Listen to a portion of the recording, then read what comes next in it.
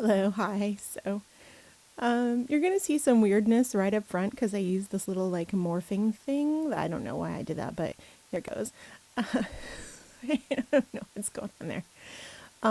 This editing software has some funny things that you don't actually get to see it until it's been applied. But you know what? It's fine. So I'm starting this journal page out with a cipher that was from a murder mystery, and I really love doing these murder mysteries. Sometimes we've done more than one in a year, but usually we do one in October, and it's at a place called Kelly's Island, and it's between Ohio and Canada, basically, out on Lake Erie. And you take a ferry out, and we spend the weekend there, and it's like past their prime time, so not summertime anymore, so there aren't as many people on the island. I think we're also there like when they do some kind of like VW bug or VW van thing, so there's like always a bunch of vans around too. But the concept for the murder mystery is actually really cool because it isn't like we go in a room and we all do acting, and there's actors and you figure out like who the murderer is. Everything is very interactive. You have to be able to go all over the whole island. There's a whole bunch of stores, and there's a winery and a few stores that you have to go in to get your clues. And depending on whether or not you're a novice or a veteran, and I do think this might be a novice cipher that maybe I picked up because I like the way it looked, but whether or not you're a novice or a veteran, you get different clues. And many times the clues are puzzles, and there's clues throughout the weekend that you may not know are clues. So like sometimes the guy who runs them, that nice Mr. Denham, he will tell you a story. And sometimes within the story there may be a clue or a phone number or some information that you have to like figure out. And the cool thing is that it's less about figuring out the main, like the killer or what happened, and more about figuring out the puzzles. And it's also just a lot of fun. So even if you're not very good at figuring out the puzzles, which can be very challenging, and there are many of them, so like there might be a main puzzle that we get when we first get there, but we also have to do dead drops, and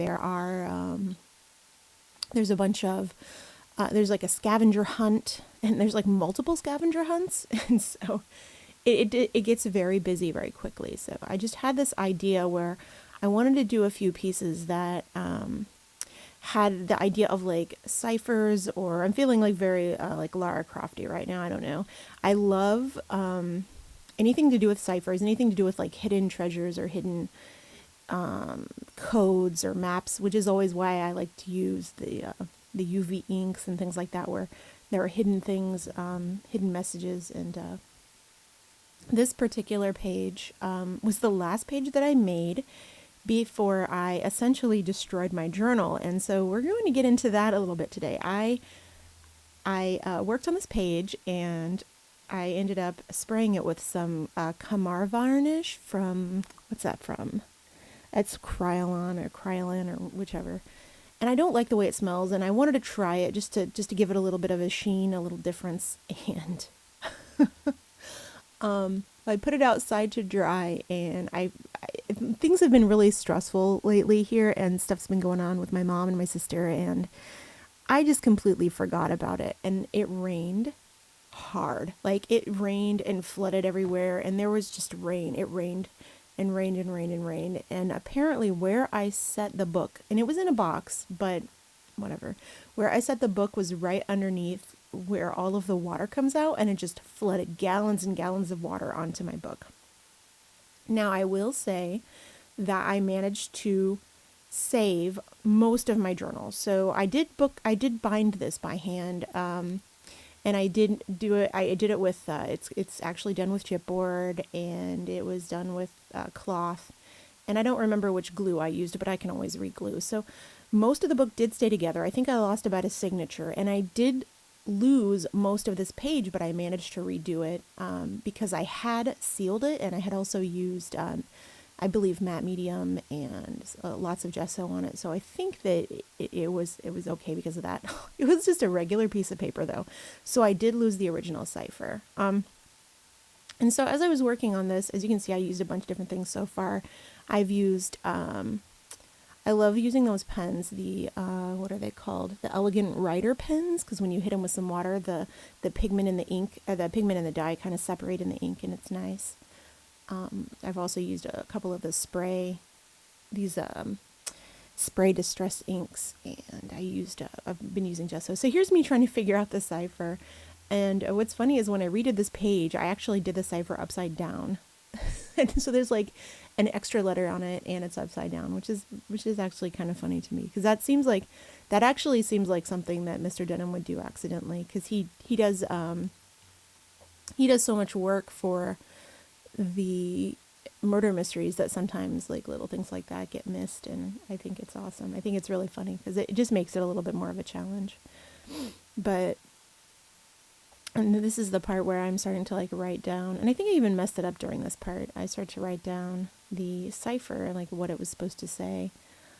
This is something like the compass lies or something like that, because I was going to put some extra things on there, and I also made a little, what's supposed to be a key out of polymer clay, which I may add to it later. I haven't decided yet. Right now, I'm still worried about my book. So it's been drying. My book's been drying for about 3 days now. This will be the third day. I've had the heater on it, like kind of blasting air, and I've been moving the pages around, and I had little pieces of paper towels in between, just trying to keep it, from morphing out of shape too badly. It is a little warped, but I think it is actually dry now. So today when I do my stream, I will probably get that out and take a look at it and see what I can repair. And it's kind of funny because it brings me to this kind of thing about art, and the way that I feel about art is that, people always say that art imitates life, and it does in many ways, especially in that life is impermanent. And so when things like this happen to me, at first when Brian told me that my box, he was like, that whatever you put in that box outside got drenched, and I was like, oh, that's my art journal. And like, I was upset at first for like 5 seconds.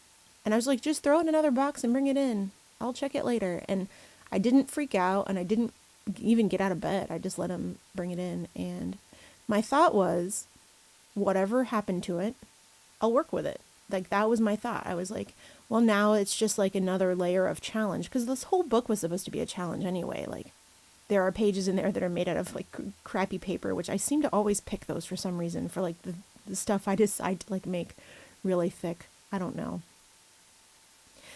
So there's crappy paper in there. There's like old drawings that are super bad, or just random things that I've put in there. There's like random bits of, mixed media, pictures taped in. I don't even remember what all kinds of papers I put in this one, but definitely not all of them are art papers, including this one. This is just a piece of printer paper, I think. And of course, so this page did come right out. I did end up working on it separately after I brought it back in, but it's funny because I was like, well, this is another challenge, and I actually got a little bit excited about it. I was like, oh, what can I do? Like, what can I do to like fix this? But once I actually had a look at the book, the main parts that were wet were the outside edges, and of course the middle where the main amount of rain hit. And that signature, I think the rain pretty much tore that signature apart. But the other ones are in pretty good shape. And the only other piece of art that was damaged was the piece that I had done on vellum. And so the art is still there. The vellum is just all crinkly. But the art is still there. So I think what I can do is possibly iron that out. I don't know. I can probably figure out a way to flatten it out. And if not, oh well, that's just one piece gone. I'm not super worried about it. I think throughout the whole book, there are maybe 12 pieces in there that are finished, and it's a pretty big book, so I think, I didn't really lose much. I did get some really interesting things happening where there was some ink that kind of like hit other pages, or things changed, or, some of the pages changed texture. Some of them are like crinkly now, and some of them are, have different random colors on it. So I may do a flip through of the book just to see, and maybe make a video just to see like what's going on. And as I was checking it, to dry it out and like putting stuff between the pages, I noticed that most of it actually was okay. And I didn't pull on it a lot. I'm going to have to do some repair on the outside edges, but I'm really not that worried about it, like I said. So I have now at this point, I think I have actually done like 3 or 4 layers. And I like layering stuff, so you'll see that a lot in my work. I like to push and pull things. So I like to push things back, and then I'll like change my mind and be like, okay, well, this needs to come forward now. And, I'll darken it and all that kind of stuff. And this is where I'm just, mushing things around the edges. And I'm starting to like get the main, kind of the main idea of where it's going to go from here, because I hadn't 100% decided like if I was going to add much more to it. And I think the only thing that I did add at the bottom was my signature in white, which didn't really work out. I redid it later on. But my signature was supposed to be the key for the cipher. And that was the idea, is like if you could figure out, that my signature was just BMS or whatever, that would be the key for the cipher. And so I'm just kind of aging it. And it's funny because I wanted to make this particular piece look like it had been underwater. And then I put it outside and it got drenched. And so now it's been underwater, but it doesn't actually necessarily look like it's been underwater. I also put some words on it, and I think that's going to be coming up in a minute, but I put the words encompassing on it, but then I wanted to take the word compass out because compass was like the main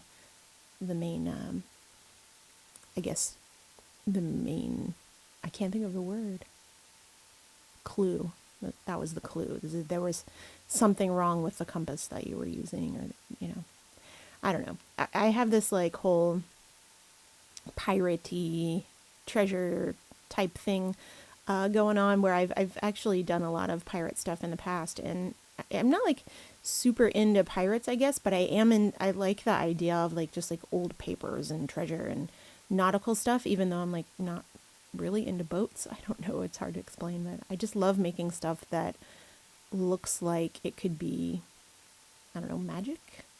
Okay, so I let it dry for a while, so that was me like clipping it so that it stood up, and that time it looks like the little whatever that was worked a lot better, the little transition. So I'm sorry that these journals are so rambly right now, but I have so much going on that it's actually really hard for me to just concentrate and focus on one thing. So they are going to be a little more rambly right now, because obviously I could explain everything I'm doing, but it's pretty obvious, I think, that I'm just, marking with various things. And of course I'll put what I used in the comments there, and you can see a lot more of me right now because for some reason I've backed it out a lot.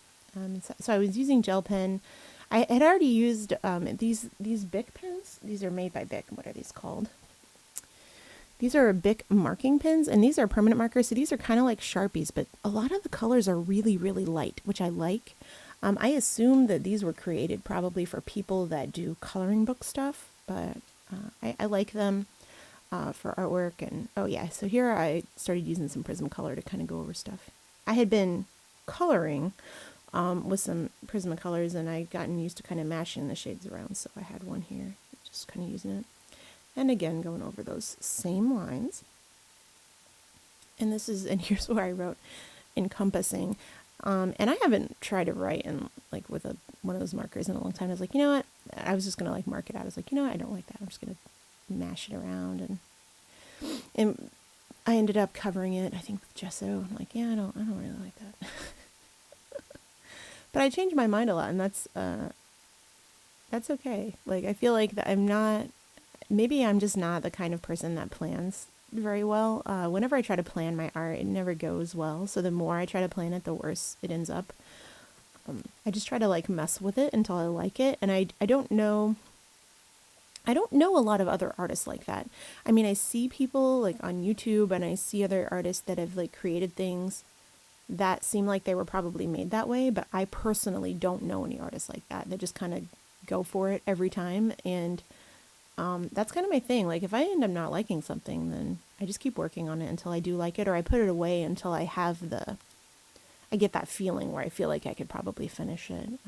And with lately, I've been doing so many coloring book pages and things in ink, just like black and white. that I kind of just really wanted to get back to some mixed media and just doing some, just kind of grabbing whatever was around me. And like that just makes me happy. It relaxes me.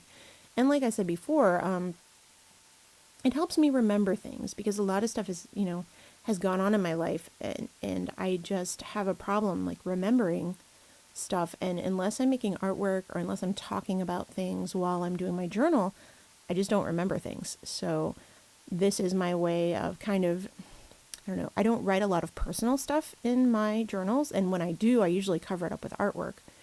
I write other journals and I do vlogging, obviously, but I also have a journal in my Discord where I talk a lot more openly about some of the stuff that's been going on. So if anybody wants to really know what's going on, join my Discord because I have everything there.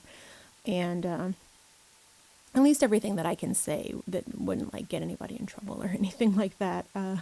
So, yeah. So like this doing the journal is very therapeutic for me because I don't like to bother a whole lot of people with my problems, but when I do the live stuff, I end up just talking about what's going on, and I talk to people about their stuff and their problems, or whatever they are feeling, and I talk about my stuff, and it ends up getting a lot easier to just let things out.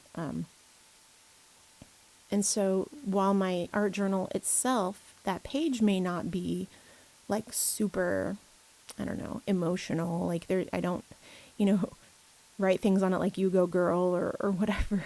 I don't know. It's just not, the art itself is just my way of remembering and keeping record. It doesn't have to be, a theme necessarily. Like this is a theme, but the theme doesn't have anything to do with what I was talking about that day. It's just what I decided to make the artwork about, if that makes sense. And it's all about lies and deception and reality being skewed, which is kind of a little bit what I was talking about with things that have been going on with my family. And there has been a lot of drama, and I'm kind of flipping through my book right now. I'm not sure why I left this in here, but oh, there it is. There's the page that got ruined. So I was picking up some paper because I was deciding if I wanted to use it again later. So I think this is probably the end of the video, or before I sprayed it, because I pretty much just looked through a few things and decided if I wanted to add anything else. So thank you for putting up with me rambling again. I really appreciate it. And I hope that you stick around and that more stuff follows. Thanks.